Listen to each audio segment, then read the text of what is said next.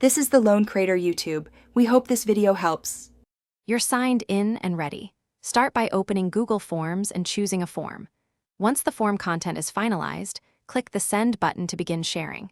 Make sure you own or have edit rights to the form so visibility settings are changeable.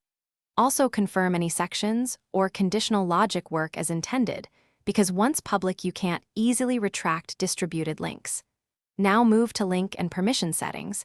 This is where you make the form visible to everyone. Now focus on permissions.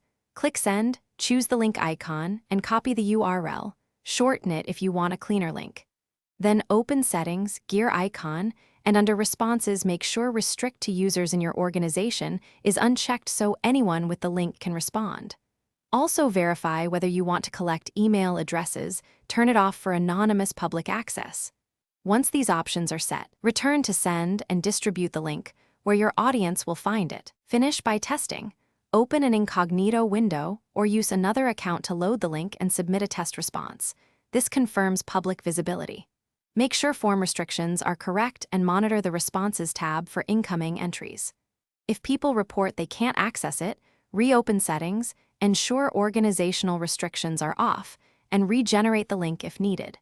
One key troubleshooting tip: if your organization enforces domain-wide policies, contact your admin. Those policies can block public sharing even when form settings allow it. Thanks for watching. Consider subscribing if we helped you.